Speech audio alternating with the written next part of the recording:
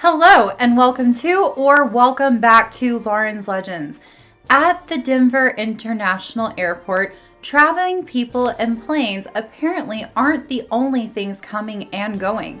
Since it opened in 1995, this airport has been a magnet for legends. For over 20 years, the walls of the Denver airport have become home to nearly every urban legend you could imagine. Secret world governments with their own tunnels and bunkers, reptilian humanoids, sinister art, including a statue that actually killed its creator, ghosts, aliens, creepy gargoyles, even the runways are believed to have intentionally formed the shape of an anti-Semitic image. The people of Colorado, including some Denver airport officials, have reportedly questioned the strange and seemingly ominous legends of the airport from the beginning. So, what do you say we dive right into all of the details?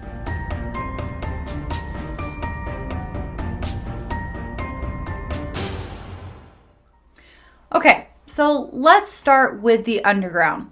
The legend of the underground tunnel spanning miles and layers of secret bunkers are said to be hidden beneath the airport's underground transport tunnels that ultimately failed to operate.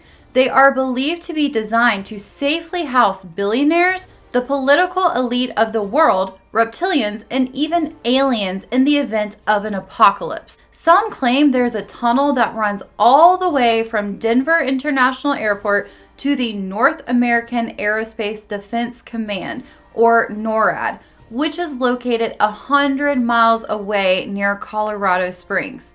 While the airport does acknowledge the multiple subterranean levels beneath the main terminal, they claim the tunnels only extend out to the perimeter of the airport less than 2 miles.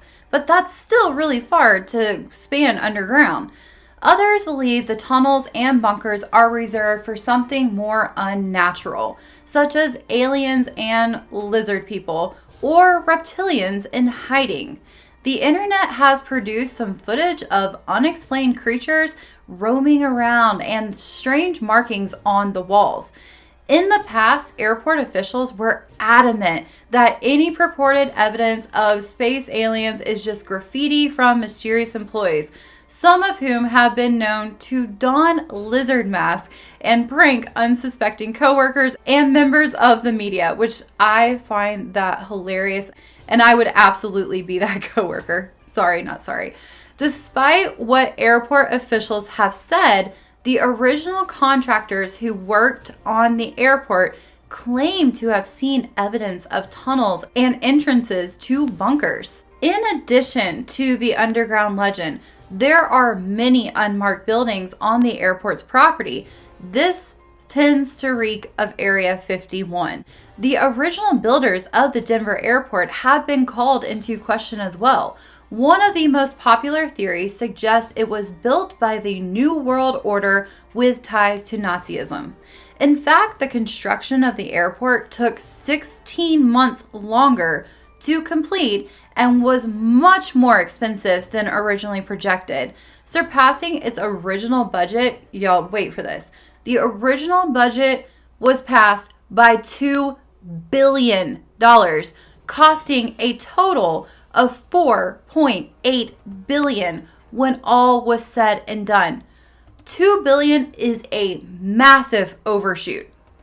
And people naturally wondered where all this money could have come from and where it could have gone.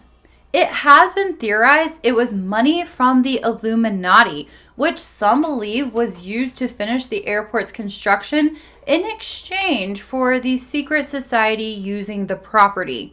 According to the DIA website, flydenver.com, rumors say that the first few buildings on the property were not built properly, but instead of demolishing them, the airport simply buried them and built more buildings on top of them, giving the Illuminati its own underground lair.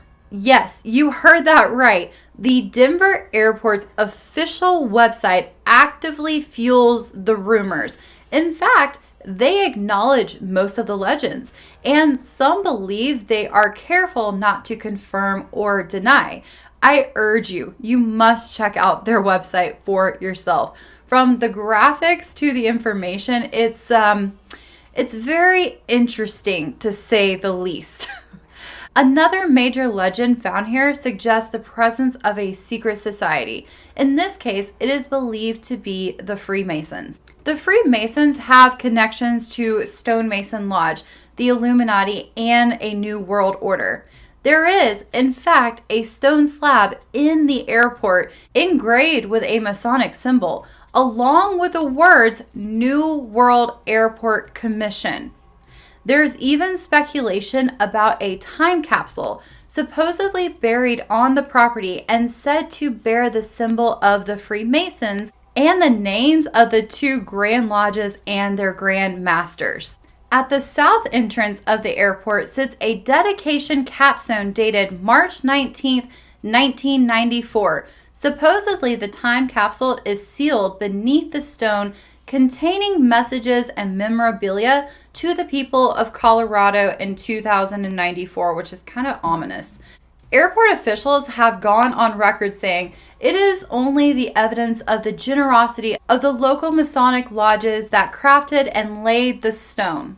But wait, it gets weirder. A popular theory suggests that the Braille tablet above the dedication stone is actually a keypad, and by touching the Braille in the correct sequence, the time capsule can be opened. One airport employee said she heard reports of the Masons visiting the capstone and trying to swipe their Masonic membership cards near the time capsule just in case. While many of the airport's supposed secrets are encased in granite or buried deep underground, others are right out in the open for all to see.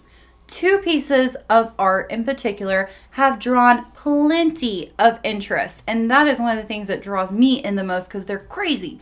A pair of 28-foot wide murals by artist Leo Tanguma. According to the Denver Post, Leo's murals are about world peace and a healthy environment. This hopeful claim seems strange given the feeling of terror the murals invoke in so many people who lay eyes on them.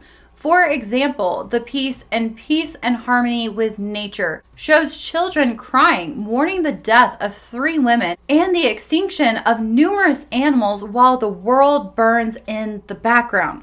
Conversely, the other section of the mural depicts the children of the world coming together to rehabilitate and celebrate nature. Similarly, the mural "Children of the World Dream of Peace" contains a section representing death and war with a soldier wearing a gas mask thrashing around a sword and a machine gun. The other section of this mural depicts happy children from around the globe dressed in colorful traditional clothing and laying down their weapons beneath a rainbow of peace. People have set out to debunk these ideas, claiming the murals are simply works of protest art heralding a utopian future. Conspiracy theorists, however, say it is a visual representation of the imminent one world government. It is art, after all. Art is meant to evoke an emotional response. Whether your takeaway is the terror and the uneasiness of one section or the hope for harmony and peace for the other section, it seems many people have experienced the former, questioning if these artworks contain clues and subliminal messages regarding the apocalypse and inevitable rise of a totalitarian world government. One questionable piece in the airport, a tile in the Great Hall, has the letters AU and AG inscribed. While these are the atomic symbols for gold and silver, in terms of the legend, they are believed to be an abbreviation for Australian antigen, which is supposedly a deadly chemical weapon being developed by the Illuminati to destroy all mankind.